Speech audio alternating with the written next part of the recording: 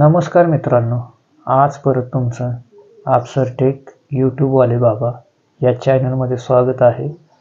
आणि आज आपण ऐकणार आहोत शेतकऱ्यांच्या कर्जमाफीविषयी.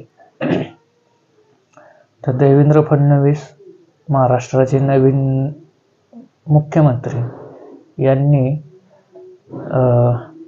पहिल्याच अधिवेशनात हा मुद्दा मांडलेला आहे. शेतकऱ्याचे जे 2019 ते 2024 या कालावधीमध्ये जे शेतकरी थकीत राहिलेले आहेत तर त्या शेतकऱ्यांची सरसकट कर्जमाफी करायची.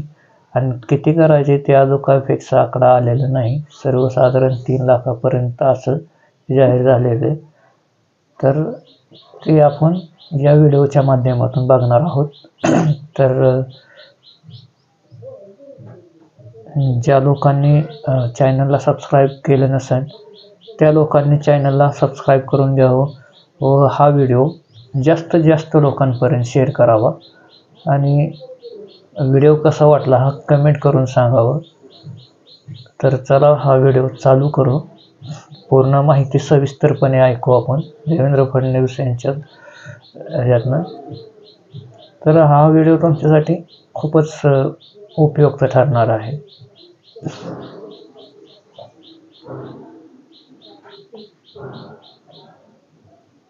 कारण नाही, जे माजी आहेत त्यांनाही 50,000चं पेन्शन आहे. त्यानंतर आपण जिल्हा परिषद आणि महानगरपालिकाचे सदस्य का घेतलं? आपण सगळे राजकीय पक्षाचे लोक आहोत. मला सांगा, जो जिल्हा परिषद आणि महानगरपालिकेची निवडणूक लढवतो तो काय खर्च करतो? तो इलेक्शन कमिशनला जे सांगतो ते जरी आपण ग्राह्य धरलं तरी 1.5 लाखाच्या वर आहे. तोही तेवढाच करतो, कोणीच कमी करत नाही. तुम्ही असं आहे की अधिकृत आकडे देखील ते जे सबमिट करतात ना ते देखील बघून घ्या आपण. त्यामुळे केंद्र व राज्य शासनाचे सर्व अधिकारी कर्मचारी, निमशासकीय संस्थांचे अधिकारी आता 6व्या वेतन आयोगानंतर, 7वा सोडून द्या, 6व्या वेतन आयोगानंतर 25,000 रुपये महिन्याच्या कमी कोणाचंच पेमेंट नाही आहे. 25,000 रुपये महिन्याच्या कमी. आता जो खरा शेतकरी आहे या शेतकऱ्याला 25,000 रुपये महिना मिळतो का हो? त्यामुळे हे जे आहे म्हणजे लोएस्ट ग्रेडचा देखील जो आहे त्याचे 25,000 रुपये अशी परिस्थिती आहे. त्यानंतर निवृत्ती वेतन धारक आपण असा म्हटलेला आहे की 15,000पेक्षा ज्याचं निवृत्ती वेतन जास्त आहे. शेतकरी जो केवळ शेतीवर अवलंबून आहे त्याचा विचार करा बरं. त्याला निवृत्ती वेतन नाही, त्याला महिन्याला वेतन नाही, त्याला काहीच नाही आहे.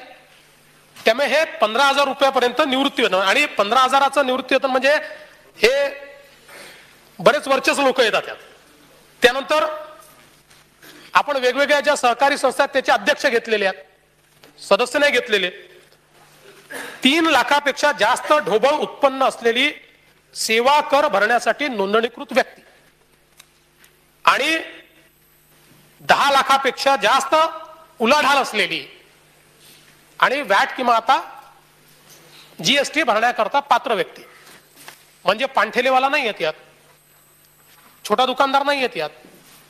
जो जीएसटी भरण्याकरता पात्र आहे, ज्याचं रजिस्ट्रेशन जीएसटी मध्ये होऊ शकतं, 10 लाखापेक्षा जास्त उलाढाल आहे, 20 लाखापेक्षा नाही, आपण 10 लाखापेक्षा म्हटलं. आता 20 पूर्वी होता तर 10 लाख झालाय. ते पूर्वी आपला जेव्हा हे होता काय म्हणतात वॅट मध्ये ते 20 लाखाचं टर्नओव्हर आपण थ्रेशोल्ड ठेवला होता. आता देशामध्ये 10 लाख ठेवलाय. मग काहीतरी चुकलं असेल माझं, मी सांगतो परत, सुधारून सांगतो काही चुकलं असेल तर. त्याच्यानंतर बस एवढ्याच कॅटेगरी आहे. आता मला सांगा, मग सगळे तुम्हाला म्हणणं शेतकरी सगळे आमदार खासदार आहेत, सगळे शेतकरी 3 लाखाच्या वर पैसा कमवणार आहेत. मग मला असं वाटतं बरोबर आहे, तुम्ही कोल्हापूरचे आहात, विदर्भ मराठवाड्यात येऊन बघा, मग तुम्हाला समजेल शेतकरी काय असतो. जवानांच्या संदर्भात आपण एक वेगळा निर्णय करू शकतो. त्याच्या संदर्भात अनेकांनी मागणी केली आहे, जरूर त्याचा विचार आपण करू जवानांच्या संदर्भात. त्याच्यानंतर त्याचा विचार करू आपण. म्हणजे आता लगेच मी त्याच्यावर हे करत नाही, पण काही या गोष्टी आहेत की ज्याला आपण रिस्पेक्ट दिला पाहिजे, त्याचा विचार करता येईल आपल्याला. त्यामुळे हा काही कॉलम काही कठीण नाही आहे. त्यानंतरचा कॉलम काय आहे, तर आपण कुठल्या कॅटेगरीत येतो नुसतं टिक करायचं आहे. म्हणजे 1.5 लाखाच्या कॅटेगरीत येतो की 1.5 लाखापेक्षा जास्त असून 1.5 लाखाची कर्जमाफी म्हणजे ओटीएसच्या कॅटेगरीत येतो, की आपण प्रोत्साहन योजनेमध्ये येतो म्हणजे वेळेवर भरलेला आहे त्या योजनेमध्ये येतो, की 15-16चा आता पुनर्गठित, आता त्याचा मी निर्णय जाहीर केलेलाच आहे त्यामुळे फक्त ती कॅटेगरीज असणार आहे, तेवढं टिक मार्क त्याला करायचं आहे. त्यानंतर संपर्काचा मोबाईल क्रमांक, अर्जदाराचं नाव, स्वाक्षरी किंवा अंगठा, संपला विषय. यापेक्षा जास्त कुठलाही फॉर्म नाही. इतका सोपा फॉर्म आहे की कोणी भरू शकेल. समोर येतोय की तुम्ही ऑनलाईन केलेला आहे, मग ती वेबसाईट उघडत नाही, मग हा प्रॉब्लेम आहे तो प्रॉब्लेम आहे. 26,000 आपले सरकार सेवा केंद्र आज याच्याकरता कार्यरत आहेत आणि या केंद्रांवर दोन्ही सुविधा दिल्या. ऑनलाईनही भरता येतो किंवा ऑफलाईन जरी फॉर्म आणून दिला तरी देखील तो स्वीकारला जाईल. फक्त तो ऑफलाईन आम्ही ऑनलाईन करू आणि बायोमेट्रिक घेऊ,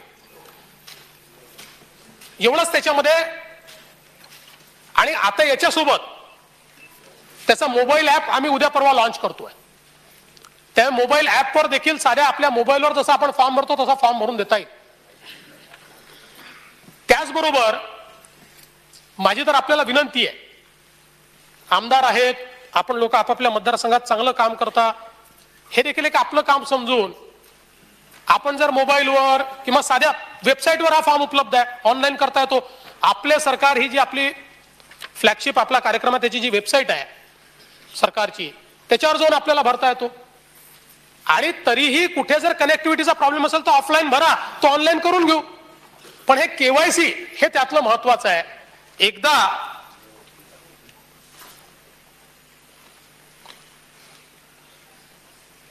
ह्याच्यामध्ये माजी सैनिक वगळून म्हटलेलं आहे, पण ते आजी सैनिकाचा विषय आहे. मला ते विभागाने पाठवलं की माजी सैनिकांना तसे आपण त्या कॅटेगरीतनं म्हणजे 15,000च्या पेन्शन मधून त्यांना वगळून टाकलाय, पण तुमचा विषय आजी सैनिकांचा, त्याचाही काय विचार करता येईल तो बघू. त्यामुळे हे जे केवायसी आहे हे जर केलं तर घोस्ट अकाउंट दूर होतील की नको, अशा लोकांनी फॉर्म भरू नये, त्यांच्याकरता सोय आहे. आता समजा असे काही 1% असतील, 0.5% असतील. मागच्या कर्जमाफीत काय झालं, अशा 0.5% लोकांची कर्जमाफी आपण करून टाकली, जे म्हणतात आमचे करू नका. म्हणजे खरं तर एक गोष्टीचा अजून उल्लेख मी केला पाहिजे की इतकी समाजात संवेदनशीलता आहे. अनेक लोक बाबा एवढा बोजा पडणार आहे तर तो बोजा आम्ही शेअर करतो म्हणून हे आपण एक अकाउंट उघडलेलं आहे. म्हणजे अनेक आमदारांनी देखील त्यात आपला पगार दिलेला आहे. पण सामान्य माणूस, एक नर्स आहे 80 वर्षाची, तिने तिचं पेन्शन देऊन टाकलं 50,000 रुपये या शेतकरी कर्जमाफी करता की माझ्या ह्याच्यातनं करा. असे अनेक आहेत. म्हणजे माझ्याजवळ मी कधीतरी ते वाचूनही दाखवेल, कारण अशा लोकांना जाऊ दे, त्यांना रिकग्निशन नको आहे, पण आपल्याला देखील समाजासमोर अशी माणसं आणली पाहिजेत. इतक्या वेगवेगळ्या प्रकारे लोक हा पैसा देत आहे, तो जो काही उभा राहील. आणि म्हणून हा जो फॉर्मचा सगळा जो काही या ठिकाणी आपण विषय केला, तो जुन्या कर्जमाफीत झालेली जे काही गडबड घोटाळे होते ते घोटाळे होऊ नये याकरता आपण केला. आणि सरकारची तयारी आहे की यापुढे देखील जर अशा प्रकारची कुठली अडचण आली त्या अडचणीतनं मार्ग काढू. हे काय आता बघा, खरं आपण जर बघितलं तर कर्जमाफी घोषित झाल्यानंतर काही लोक म्हणाले घोषित झाली ना आतापर्यंत तुम्ही काहीच केलं नाही. पहिलं तर असं आहे की आपल्या सगळ्यांना माहिती आहे की त्याची तरतूद करावी लागते. 100 कोटी रुपयाची थोडी आहे की सीएफ ऍडव्हान्स घेतला.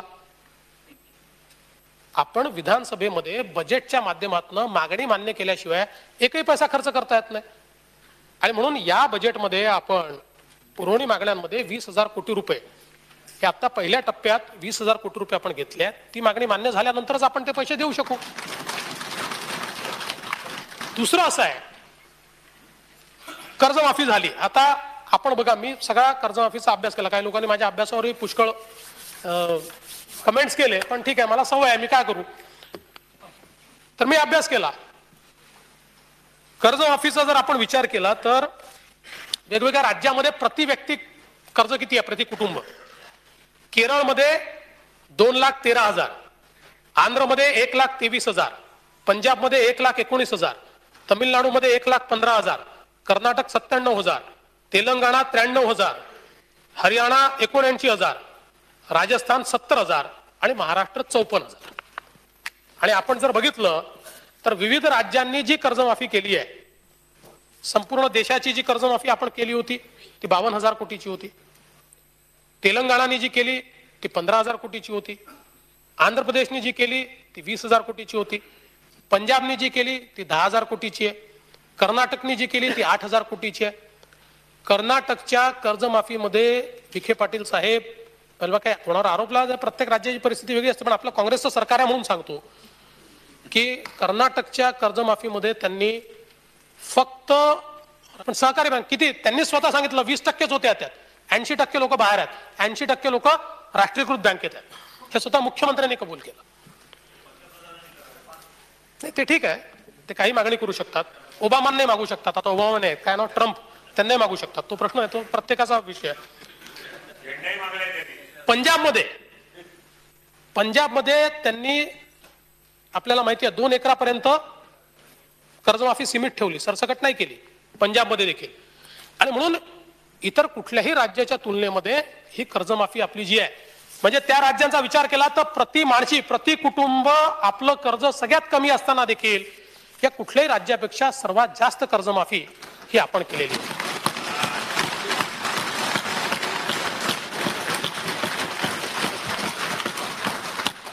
यातले आता काही प्रश्न असेही आले की तुम्ही कट ऑफ डेट ही जून 2017 का ठेवत नाही? कर्जमाफी प्रॉस्पेक्टिव्ह होत नसते. कर्जमाफी ही प्रिसिडिंग वर्षाची होत असते. आणि त्याचं रॅशनल काय आहे, तर ज्यावेळी डिस्ट्रेस असतो, ज्यावेळी पीक कमी असतं, ज्यावेळी दुष्काळ असतो, ज्यावेळी अतिवृष्टी असते. आपण जर गेलं वर्ष बघितलं तर 12.5% आपला ग्रोथ रेट आहे. 12.5% शेतीचा एवढा ग्रोथ आपण केलेला आहे. आणि त्यामुळे प्रॉस्पेक्टिव्ह ही कधीच कर्जमाफी होत नाही. आणि म्हणून आपण ती जी डेट घेतलेली आहे, आता एक गोष्ट खरी आहे की काही लोकांना वाटलं आमचंही होईल म्हणून ज्यांनी गेल्या 5 वर्ष रेग्युलर भरलाय अशा काही लोक 30 तारखेपर्यंत वाट पाहत बसले होते, आपली होईल आपली होईल. आणि मग शेवटच्या 3 दिवसात रांग लावून भरले, लोकांनी पैसे भरले. म्हणजे आता जर तुम्ही 2017 म्हटलं तर आता ज्यांनी पैसे भरले तेच आपल्याला मारायला येतील की आम्ही एवढे वर्ष रेग्युलर भरले, याही वर्षी रेग्युलर भरले, तुम्ही सांगितलं होत नाही म्हणून जाऊन भरले आणि आता तुम्ही 17 म्हणताय. त्यामुळे तो अन्याय होईल. मला असं वाटतं की ठीक आहे, आपल्या सगळ्यांचं मत असं असतं की we should please everybody, but while pleasing everybody आपण आपल्या राज्याचाही विचार केला पाहिजे, राज्याच्या अर्थव्यवस्थेचाही विचार केला पाहिजे आणि बँकिंग सिस्टीमचाही विचार केला पाहिजे. नियमित कर्ज भरणाऱ्याला प्रोत्साहन देणं ठीक आहे, पण सरसकट म्हणजे त्याचे करायची अवस्था काय होईल. आणि म्हणून या ठिकाणी जो निर्णय घेतला विचारपूर्वक, अनेक लोकांची कन्सल्ट केलं. थोरात साहेब आहेत जे नाबार्डचे चेअरमन होते, त्यांचा विशेष उल्लेख मी करेन. म्हणजे खरं तर काही थोरात साहेबांवर आमच्या पक्षाचा वगैरे काही कुठला ठप्पा नाहीये, किंबहुना ते युपीएच्या काळातच अनेक कमिट्यांचे हेळ होते, पण अतिशय चांगला सल्ला हा त्यांनी या सगळ्या प्रकरणांमध्ये आम्हाला दिला. त्यांच्या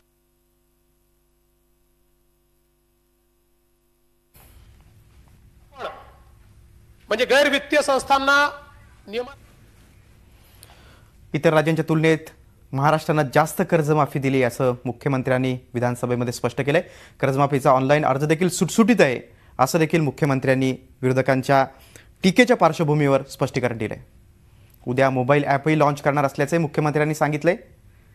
विरोधकांचा किचकट अर्जाचा दावा मुख्यमंत्र्यांनी फेटाळलाय आणि इतर राज्यांच्या तुलनेत महाराष्ट्रानं जास्तच कर्जमाफी दिली आहे असं मुख्यमंत्र्यांनी आपल्या भाषणात विधानसभेत. मित्रांनो, हा व्हिडिओ तुम्हाला कसा वाटला आणि कसा वाटला तो कमेंट करून सांगा आणि जास्तीत जास्त लोकांपर्यंत हा व्हिडिओ शेअर करा. ज्या तुम्ही आमच्या चॅनलचे सबस्क्राईब बटन नसेल दाबलं तर त्याला सबस्क्राईब बटन दाबून बेल आयकॉनवर क्लिक करा, जेणेकरून आम्हाला व्हिडिओ बनवण्यास उत्साह वाढेल. तुमच्यापर्यंत अशीच माहिती शेअर करत जाऊ आम्ही. आणि आमच्या चॅनलचा व्हिडिओ आला म्हणजे तुमच्यापर्यंत थेट पोचून जाईल. तर मी इथंच हा व्हिडिओ थांबवतो आणि तुमची रजा घेतो. जय हिंद, जय महाराष्ट्र.